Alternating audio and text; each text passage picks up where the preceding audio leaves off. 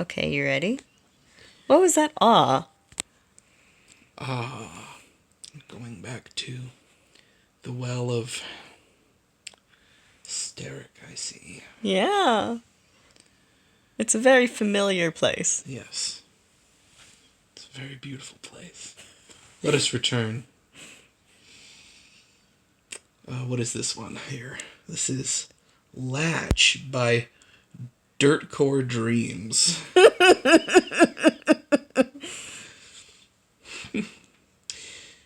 Derek's utterly unsurprised when he comes home, sets his keys on the table, and is immediately assaulted by a thundering bass vibrating the ceiling above him.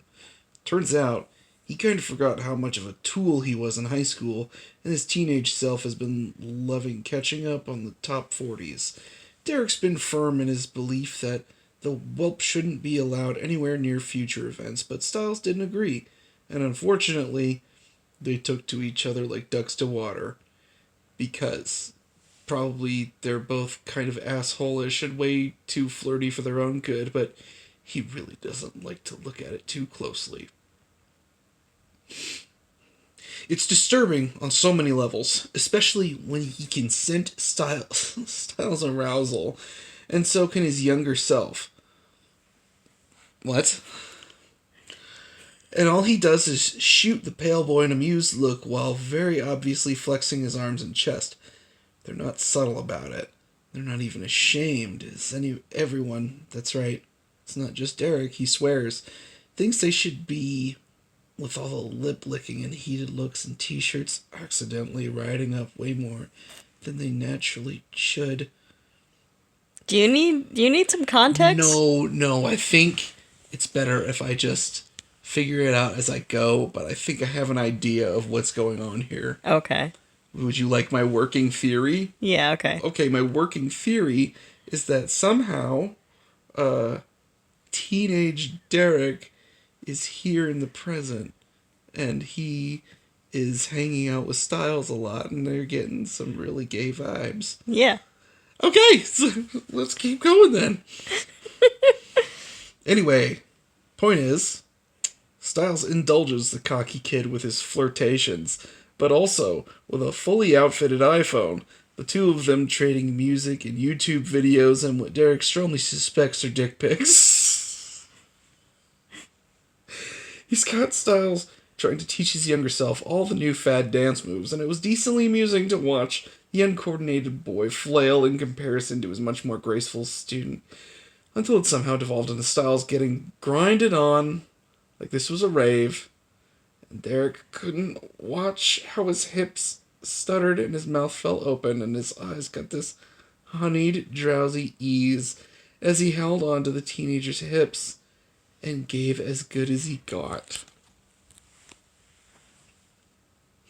Isaac was supposed to be watching his younger self, or as Styles taking to calling him DB, even though the rest of them followed Derek's lead with the less succinct but also less embarrassing Derek Bow, which is strange to say and not react to, since the last time he heard it was when his family was still alive.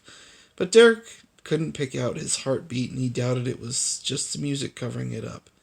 He'd been spending a lot more time at Scott's since Chris left, since Allison. He couldn't exactly blame the kid, so just does his best to be there for him when he's needed. It's really touch and go. But so has been everything this fall. Fuck's sake, they found him in a crypt in the desert, folded around a younger copy of himself, and that wasn't even weird enough to merit a freak out from any of them. They've been trying to figure out if he's some kind of time traveler or a pod person or something, but it's all been really slow and there's a lot of bullshit. He's tired of it. He just wants his life and his space back, and maybe a sense of normalcy. He's been missing ever since him and Laura had come back from New York. They'd actually been getting to a good place. Before he can even go there, something thuds against the ceiling, and Derek's sure he's heard glass shattering. Huffing, he strips off his jacket, toes off his boots, and bounces up the spiral staircase, ready to chew that little shit out like he'd been wanting to do for weeks. He runs a quick hand through his hair in the front of the door, figuring he'd look slightly more parental with slightly less product in it. And he should probably think of getting some looser jeans because an authoritative dad or older brother, whatever the hell role he was playing here, should not be wearing denim that lifts his ass to a noticeable angle. This is gonna be a three-way. Steeling himself, he shakes his nerves out, splaying his hands and rolling his shoulders before turning the knob and slipping in. He stops halfway through the doorway, eyes adjusting to the dark and ears burning as they're immediately filled with hitched breath and little sounds like someone's dying. He knows absolutely for sure that he should leave immediately, because even though he's technically seen it, done it, he has no desire to catch his younger self masturbating. He stops mid-retreat, though, because even he can't lie to himself well enough to pretend that's what this is. Because because there's the distinct slap of skin on skin, low groans, and muttered appraisals. They're filthy, yet delicate-sounding things, only barely made out over the nonsensical lyrics and heavy synth. Doing so well for me, baby, so pretty, so sweet, so good for my little cock. Derek swallows heavily and tries to just blank out the fact that his jeans are getting tighter. His palms are starting to sweat. He shouldn't. God, he shouldn't. This is so beyond fucked up. But he does. Shit, he does. He flashes his eyes and immediately makes out his younger self cradled in Styles' lap. Back facing Derek, sweat has matted their hair, and Derek Bow is trembling, quaking, his developed but nubile muscles twitching convulsively. He's smoother than Derek is now, though still hairier than most teenage boys. The most noticeable from this angle being the thick, dark thatch of hair dusting his lower back. Ew. Ew. As though his eyes are being tracked, long, thin fingers that he knows intimately card through it and scratch the skin, making something rumble low in his chest without his own consent. Derek immediately blanches and his eyes fly up, and there it is. There he is. His heart clenches and his mouth goes dry. He feels like he's going to be sick. Styles is nosing at Derek Bow's temple, chin rubbing against the curve of his shoulder, free hand gripping the back of his head tightly, and he's staring right at Derek. One Derek isn't enough for Styles. There you are. Oh, God, there you are. He whispers in the shell of DB's ear, but Derek feels in his stomach that it was directed at him. This is gonna be a fucking three-way. He can't move no matter how badly his brain is screaming to get the fuck out of there. His knees are locked and his hand is white-knuckling the knob where he's still holding it. Derek Bow somehow hasn't noticed him, and when Derek finds himself wondering how in the hell that can be when he's the other werewolf in the room, but that's when he notices how Styles is moving. His torso is stationary while he's holding DB against him, apparently propping the other boy up, but his hips are rolling, languid and liquid. And Derek's cock twitches when he sees the small, swollen pink flesh disappearing. Okay, Derek's cock twitches when he sees small, swollen pink flesh disappearing into lush, hairy ass cheeks. God, that fucking sentence. I've got you, baby. Gonna make you feel so good. DB and Derek whimper at the same time, and Styles' breath hitches in response. There's that fucking hitches. Hitches. It's every fucking 100th word in these fucking fanfictions is hitch. Fitches, huh? Shut up, bitch. Derek can see his hips snap twice, sharp, out of rhythm, and Derek Bow cries out at it. His palms are sweating, and he feels like his eyes are open too wide as he keeps himself from pressing the heel of his hand onto his aching groin. He can't help his eyes from wandering, from taking in how good DB's dusky skin looks against the pale cream of Styles, counting the beauty marks scattered around his body, shuddering at his soft, furry belly littered with little, round bite marks. God, he could smell that they've been at it probably the whole evening. We need to know about the smell. Not even pretending, like he's trying to stop himself, as his nostrils flare and he breathes deep. The room's pungent, even for a teenager, fucking reeking of sweat and cum, and his heart stutters when he catches the sharp tang of urine. There wasn't a question mark there. That was my genuine reaction. Fucking hell. He bites harsh enough to draw blood to keep himself from moaning. But Styles does it for him, staring at him with those dark, endless eyes when he gets too eager again and his little dick slips out of DD. He jackrabbit fucks against the other boy's crack like an overexcited dog for a few seconds before catching that pliant rim and sliding inside again. Derek Bow whimpers pitifully, and Styles shushes him, eyes leaving Derek for the first time since he entered, and, going soft, brows drawing together. His lips soften around a pout, and he presses them into DB's head, affectionate and loving.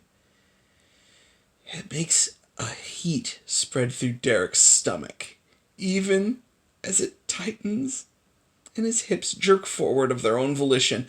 Styles gently cradles DB's head. After pressing their temples together and locking eyes, he guides it into an open armpit.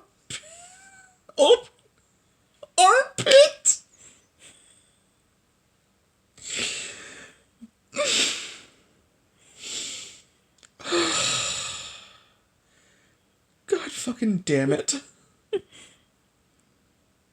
I'm sorry. I lost my place.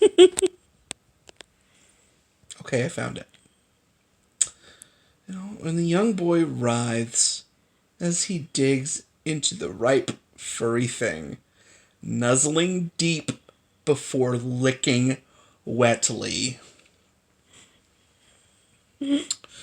Styles holds him there and cries out, hips punching now instead of that leisurely roll, and Derek can't imagine he's even anywhere near DB's prostate, baby dicked as he was. Surprised it took us this long to mention the prostate. And yet the younger boy is practically sobbing in pleasure. He can smell when Derek Bow just can't take it anymore and spills. The rank odor in the room suddenly blooming back to life instead of crusty and stale, being sharp and creamy. Like a cheese. Styles... That was just you, huh? Yeah. Okay. Like a cheese. Styles Keens looks right at Derek and rolls his head back as his hips grind harshly into DB's ass, and then still, twitching minutely as he empties inside him. Derek almost collapses against the doorframe and watches as his younger self slowly comes back to life, bending Styles back at the knees until he's lying prone on the bed. Much more active in the aftercare than he was while they actually fucked. He gnaws hickeys into Styles' jaw, suckles at his nipples like a child, Ugh. and wetly kisses his chest and tender belly clean. Derek can see, knows because it's what he'd do even at this age, the way he cups his tongue to hold the cum. Slithering back up Styles' body to stroke his cheek with the back of his hand before sharing it with him in a messy kiss that has the silvery liquid dribbling over their lips and chins.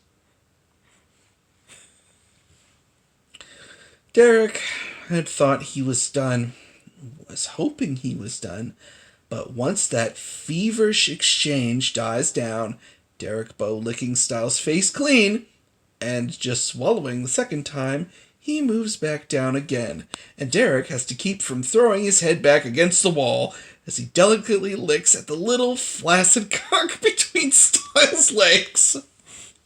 Rosy head nestled against fuzzy peach balls. Uneven and honestly wrinkly. It's small, noticeably so, even though he's young.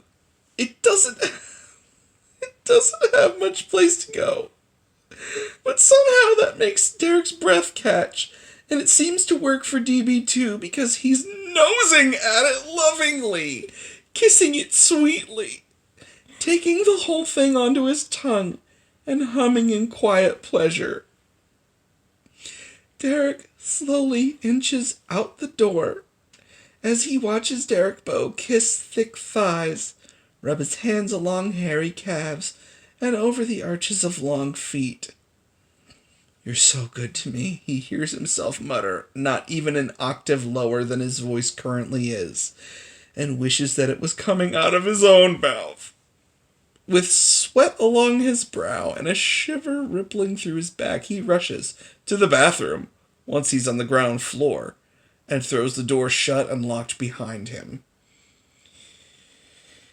Oh boy. Well, unless we turn a sharp right corner here, I was wrong about the threesome. He doesn't have to pop the toilet seat up because DB never puts it down, and he braces himself over it with one hand against the wall, the other fishing in his jeans to pull himself out, and he's thankful he hasn't worn underwear for close to 5 years now, groaning and pressing his face into his shoulder so he doesn't have to look at himself, even his own dick.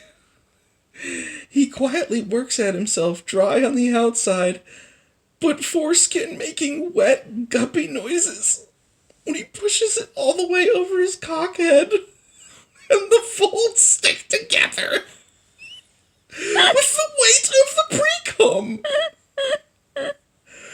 He yanks hard and fast and twists his wrist at all the right times, devolving into fucking his fist quickly enough. Without his conscious permission, he hears Styles' voice in his head again, sees his hips roll and DB's ass clench. He digs his face into his own armpit, breathing deep and trying to recall the notes he's missing from the room upstairs. But the orgasm isn't coming on thought alone. He just needs a little more. And even as it makes his face heat, he pisses hard into the bowl, stomach clenching at the scent. That's the most unbelievable part of this. Not the fucking time travel copy boy, or whatever the fuck he really is. It's rock hard, jacking it, and just immediate piss. Like, when you're rock hard, piss does not fly out of you. It's a very slow trickle. Fucking make things believable, for fuck's sake. Derek's so hard, he can let go of his dick before he's even finished and still keep hitting water. His free hand slams against the wall, and he's almost crying as he hitches a leg up and slides his fingers down, searching, probing, entering. And though it's too dry and too fast and it burns, his sight practically whites out as he bites his arm harshly and splatters into the toilet. His whole body is shaking, and he's already starting to feel like shit as he opens his eyes and stares blankly at the wrecked porcelain. The drooling gob of cum that's still hanging from his foreskin as his cock droops. When he cocks his ear to listen, wiping at himself with wadded up toilet paper, he notes the music has turned down to soft acoustic indie, and that's finally when the first tear rolls down his cheek.